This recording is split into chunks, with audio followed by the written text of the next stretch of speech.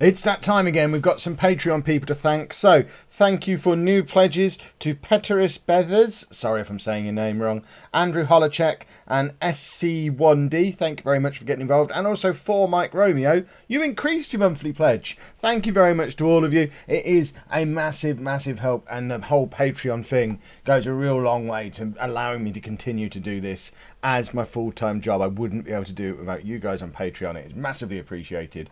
If you too would like to get involved in the Patreon, you can do that at patreon.com/Lollujo.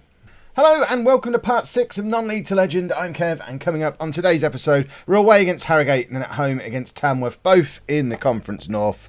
Since you were last with me, form's picked up a little bit again. We had our little sticky patch that we talked about before where we were just losing everything, but then we signed James Thorne, and James Thorne's been quite a good player for us. He can play up front or on the wing. I think the act of him coming in, playing in this friendly, getting a few goals was handy.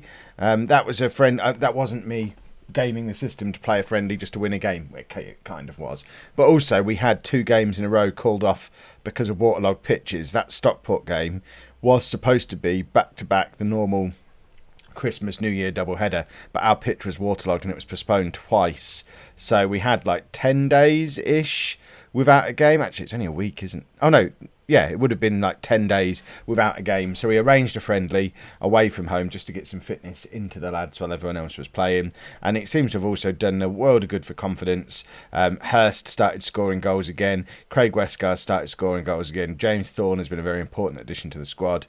And everything seems to be moving in the right direction again. As it stands right now, we're on 28 games. There's 42 played this season, so there's still quite a long way to go. We're just hitting February, but we have crept back into the playoff picture now. 7th place, level on points with 6th and 8th. So we're a long, long way behind Darlington, top of the league. Automatic promotion, long gone. But remember, our pre-season prediction was just for mid-table. Even now, with us being in 7th, bearing in mind this is a live prediction thing that changes as the season goes on, assuming it worked the same way as last year, even with us being in 7th right now, the bookies are still predicting a 13th place finish for us, so we're punching well above our weight, and if we do manage to sneak into the playoffs, that would be awesome. There's been a little bit of transfer business as well. Gary Jones has left the club. I just couldn't justify paying a 40-year-old the amount of money that we were paying him when we were over our wage budget. We're still a little bit over our wage budget, he says. I mean, that's quite a big little bit considering how small the wage budget is to begin with. I probably shouldn't have signed him in the first place. He never got in the team on a regular basis. Merthyr Tydfil came in and offered to take his contract over, and considering he'd only started 4 games for us, it just seemed like a bit of a no-brainer to let him go. And as a response to that, we brought in a few players on loan. We'd already signed James Thorne, which I think you saw in the last episode. If you didn't, this is James Thorne. He's a winger and a striker, and he's very, very good. He's on loan from Hartlepool. He's already played 8 games for us now, so you must have met him before.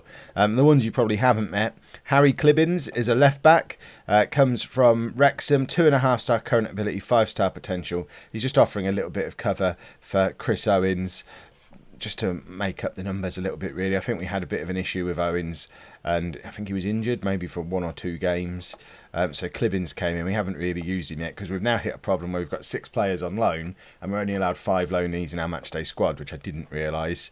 Harry Pritchard is another left winger who was brought in to allow Thorne to go up front before Hurst started scoring again. He's got 3-star current ability, 3.5-star potential, on loan from Maidenhead, and has been pretty effective in the games that he's played. No starts, but 3 appearances off the bench and 2 goals with a pretty useful average rating in that time. There's a start in his near future, and Richard Pennicat is a 24-year-old striker on loan from Gateshead. He's another target man, so again, this was all done around about the time Hurst just wasn't doing the business anymore. But he's another option for us, although he's the one who tends to miss out on the squad altogether, because if I'm going to put another target man in, I want to move Thorne forward and get Pritchard into the team. So, this is the team for today's game away against Harrogate. We've got Wheeler in goal, a back four of Owens, Blumberg, Laird and Wood, with Thorne, Yao, Platt and Marshall as our midfield, and Hurst and Westcar up front. We've got Clibbins and Pritchard both on the bench, along with Disley, Nixon and Williams. Beyond them, there's not really... I mean, we've got a lot of players in our squad, but not a lot of quality. So we would be keen to move more of them on in the same way as we did Gary Jones, if it meant freeing up a little bit of wage budget. Because although it's only just hitting February, I am starting to think ahead to next season. I think it's really unlikely that we're going to get promoted this year. We'd have to have a really spectacular run of form, and then the playoffs look an absolute lottery with so many teams involved in them. So I think it's massively unlikely we're getting promoted. So we've got to be thinking in terms of building for another season in this league, and we kind of need to be pushing for promotion next season. We can't sit around mid-table 2 years in a row. We certainly can't hit the playoffs this year and then not hit them next year. We need to be pushing for automatic promotion next year, really. And as it stands right now, we have very little wiggle room in the transfer market because of the fact that we're over our wage budget. We're never going to have money to spend on transfer fees, but if we're over our wage budget, certainly by as much as we are, we're not really going to be able to bring anybody in at all. So we need a bit of a clear out in the summer. I need to be a little bit smarter with my loans next year. But if we're allowed 5 players in our matchday squad who are on loan, plus another one knocking around the squad, rather than building my squad and then adding in loans as the season goes on to sort of fill in the gaps, I need to be budgeting for these loan players early on. We need to secure season-long loans early in the season, if not in pre-season, and then build the rest of the squad around them. Because as we've seen with Thorne in this save and Jordan Nicholson in the Borough save, if you get the right player on loan, they can actually end up being one of your best players and are worth building a team around. If you've got them there for a year, at this level, having a player for a year, you can build a team around that, because a lot of these non-contract or short-term contract players, they're only going to be at the club for a year as well. So I don't think it's a big deal to build a team around a loanee if they're going to be there all season for you. All that being said, we're 1-0 down, and I'm going to try not to be as negative as I was in the last couple of episodes of last week on Non-League to Legend. I did kind of record a block of them on Thursday last week, and it was like going to like the 8th round of a boxing match. How many rounds are there in boxing? Probably more than 8, but it was just, I kept feeling like I was getting thumped and thumped and thumped, and it was hard to see the positives as we were moving on, and at the end of the last episode certainly. But looking at it now, fresh eyes, 3 days later, we're actually doing really, really well. We've just equalised against Harrogate. It's put us back up into a promotion spot. Hurst's done really well to nod that down to Platt, and that's exactly the kind of goal we're built around scoring. A long ball forward to our big striker who heads it down to an on-rushing midfield player. I mean, what more could we want with the quality of player we've got at the club? That's terrible from Platt. That's why we don't try and play it around in midfield. He gets it in midfield, doesn't know what to do with it. Running onto a flick on in the area, he'll score a goal. I don't know either. It baffles me. Right, what can Wheeler do with this? Hopefully lump it at Hurst. He does exactly that, and Hurst finds Thorne. Let's have a proper look at Thorne for the first time, unless you saw him in the last episode. And there is Thorne in behind. Cross comes over, and Hurst is there. Hits the crossbar, and Craig Westcar wasn't really awake to the rebound, and it falls to Bradley Wood, and it all kind of peters out. The other thinking behind Gary Jones as well is that we have got Bradley Wood who can play in that ball-winning midfielder role. If we do get an injury to Platt, we can always just move Wood forward and bring someone else in at right back. So we didn't. I meant to say that before, but Gary Jones was a bit of a luxury, and we're not really in the financial position for luxury. See, Kev made a sensible financial decision. That's something that's never happened in a Non-League to Legend episode before.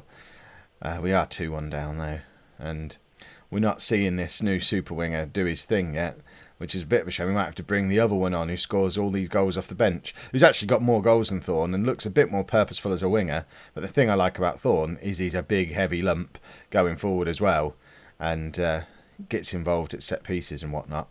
I have set up some set piece instructions as well now. I'll show you them at half time.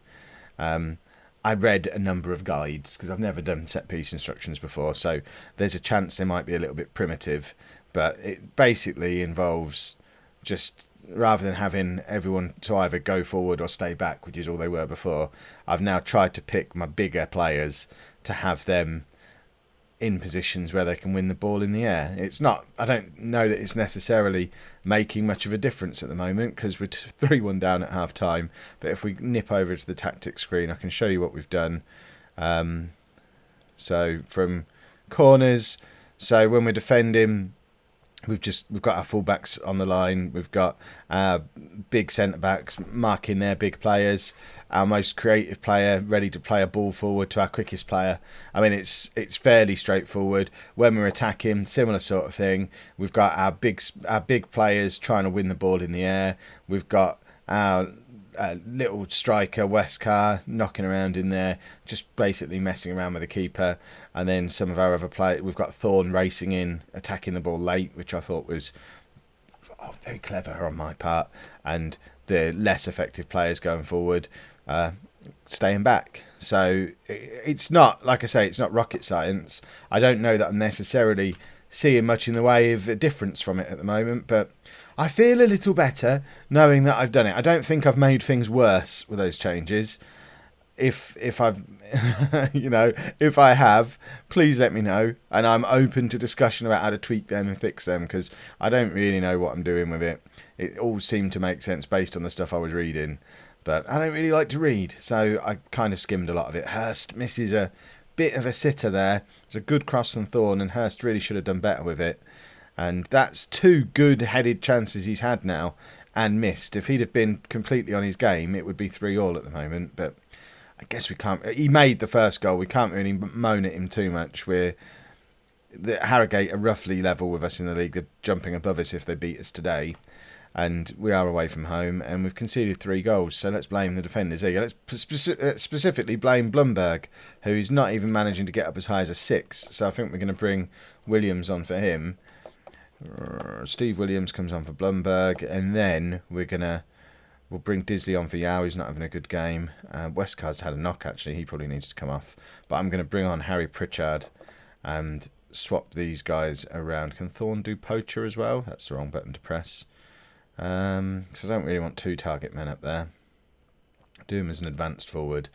So Pritchard comes on to be the winger. Thorne goes up front of Hurst, just to chase on to any flick-ons or anything that might be offered to him. And hopefully those 3 changes will combine to get us back into this game. Wood with a terrible, terrible throw. And he's got a good long throw on him, but just isn't using it ever. I don't know how to tell him to throw it a long way when he gets the opportunity to. That would have been the perfect opportunity to hurl the ball into the opposition penalty area, because we were sort of 2/3 into their half, and instead he throws it into one of their players fairly close to him, and because he's a right back, there was no one behind him covering either. So this whole attack that Harrogate are currently on all traces back to that Bradley Wood throw, which was just a total waste. And now we're struggling to get the ball clear. Luckily, Harrogate are fairly useless as well, but it doesn't really make me feel much better if we're losing to a team who are that useless. And we haven't really looked competitive for a lot of it. We only had 40% possession, which is fine. We're not a possession team, but we're not really creating enough chances either. We've just headed over the bar again. We've had 2 clear-cut chances, 1 half chance, only scored 1 goal. We're actually ahead for clear-cut chances, and I'm officially calling it. We've been mugged, and it's all because of the defence. The defence just haven't done their bit today. So perhaps it's time to not play the 2 low knees at centre-back, which I've been doing recently, but Williams is one of our more influential players, so perhaps we need him back there for his influence. And that's come back off the crossbar again. Wheeler absolutely nowhere, and Laird, for some reason, is the guy who's running free with that. And now Marshall, our last chance, free kick comes in. Disley, of all people, is the man to... See, set-piece instructions aren't great yet, are they? If Craig Disley's the man winning it in the air, that means we've not got it set up exactly right. And the team talk is not at all inspirational.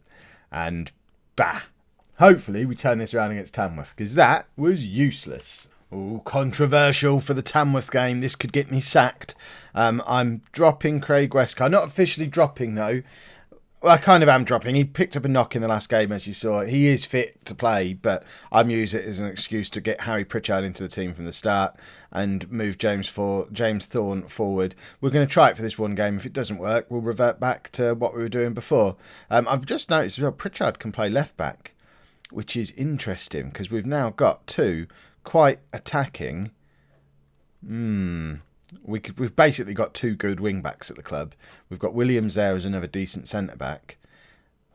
If Marshall has a drop in form at any point, we could quite easily switch to a 3 at the back and drop the wingers entirely and give that a try for a little while. If we certainly if we continue conceding goals at the rate we are, it just gives Wheeler a little bit of extra protection maybe, and allows us to get Pritchard and Wood involved a little bit further forward, where there's an argument Wood certainly might be more effective than Marshall, and he's a little bit wasted playing at right back when we could be getting involved higher up the pitch. But hopefully it doesn't come to that. We'll have a convincing win today. We start to have some proper competition for places up front. It certainly won't do Westcar any harm to miss a game. I don't think he's missed a game all season. And he's 33, I think. 33, 34 maybe. So, in fact, how old are you, Craig Westcar? Can't see off that. Of course you can't see off that screen. Let's go to the tactics screen and have a look. Craig Westcar is 33 years old. So it's not going to do him any harm at all to be missing a game. And if it doesn't work, he can always come on anyway. Probably for Owens, and we'll just move Pritchard and Thorne back and just play a really attacking left back. And that's the answer to our leaky defence. Play a winger at left back and a midfielder at right back. Right, Platt lumps it forward towards Hurst. Good, that's exactly what we want him to be doing. Hurst finds Marshall, he just misses out on the ball completely. They were kind of on top of each other, getting in each other's way there. And we gave Tamworth a chance. And luckily they didn't take it. It would be a real shame if on the episode I'm telling you everything's looking up again and I'm not going to be negative, we go and lose 2 games against playoff rivals. Because that makes it really hard to continue to be positive. But I will attempt to continue to be positive despite a really uneventful first half in which we've only had 1 shot. Which is not the way Kev does things. Right, we'll give it 15 minutes before we bring Craig Westcar on. This experiment really might not last very long at all. Perhaps Westcar does more than just score goals. I mean, he scored a lot of them this year, but perhaps just his presence scares people. But Hurst, I mean, there was a decent through ball. I think that was from Yao. It was a decent ball for either Hurst or Thorne to chase onto, but Thorne was out of position and Hurst really wasn't alive to it and doesn't have the pace to chase onto through balls anyway. So Westcar would have scored, but Thorne is in behind here and hits it straight at the keeper. Westcar would have scored. This is going to be the new theme. Anytime James Thorne is destined to fail, because every time he gets a chance and doesn't score, I'm going to say Westcar could. Thorne tries to cross to Hurst. Westcar would have got it to him. He wouldn't. Westcar doesn't do crossing. But still, that was the one example where Thorne was the better option. Hurst now finds himself out wide, which is absolutely not where we want him. Marshall, again, it's like he wants me to drop him and play with wing-backs, because that was just awful from Marshall, and now Platt's going to get sent off 5 minutes into the second half. I've just praised him for improved form between the 2 games, and now he goes and does a thing like that. Right, this feels like experimentation time. We're going to move him forward. We're going to stick him there. Can he go there? And he feels like the guy who's coming off here. And we'll bring Disley on for Owens. Oh, actually, we need another centre-back. I've just realised what we've done. Ha! Go back. We had a player sent off, didn't we? I remember. Right, try that again. So, we now bring Williams on for Owens. He goes in there. We're just going to make him cover. In fact, we want him to be defensive centre-back on cover. Neither of these two like being a wing-back, which is, I mean, who really cares? Do we drop him back into midfield? I mean, it feels like the time to bring on Westcar, doesn't it? And we'll do that. Make him the poacher. I don't know if that was a wise thing to do, but needs must. We're down to 10 men. I've just started to toy with the idea of doing it, and my hand is forced. I might get Disley on into the midfield as well. Kind of want to get Marshall off, but we don't have anyone else who can play on the right-hand side of the pitch at all, apart from Westcar, who would be the other option, but we can't bring him on twice, I don't think, and we've now conceded. Hi. Stay positive, Kev. Stay positive. We've dropped down to 10th place, and there's a little bit of a gap forming above us to get back into the playoff spots. I mean, we can just blame this entirely on Platt getting sent off, because it is completely his fault. Who gets sent off a couple of minutes into the second half? I mean, what are we supposed to do with that? We're already not very good. But add in being not very good and not having enough players, I think it's really hard to get anything going. Right. let's just continue. In fact, let's lump the ball forward properly now. Go full on route 1. If it ever lets me go back onto the tactics screen. There we go. So, go route 1. Just lump it forward towards Westcar and Hurst, who are both capable of winning it in the air. We've only got a 2-man midfield going on. It makes sense to go route 1 in these circumstances. I am thinking I probably shouldn't have gone to a back 3. We've just completely nullified any attacking threat Marshall or Pritchard had.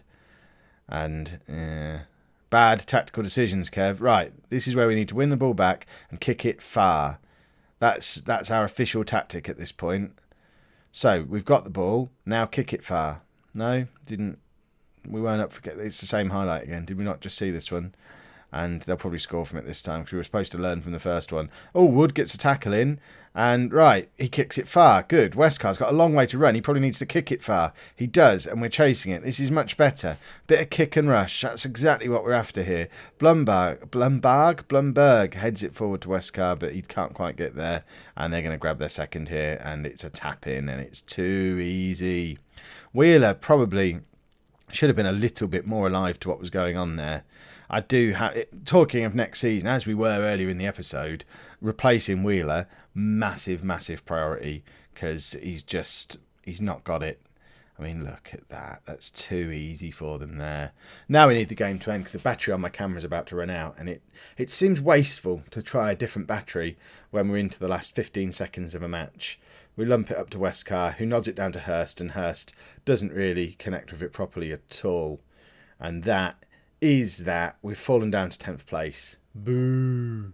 If you've enjoyed that, please make sure you leave a nice big thumbs up on there for me. Subscribe to the channel if you'd like to see more. And thank you very much for watching.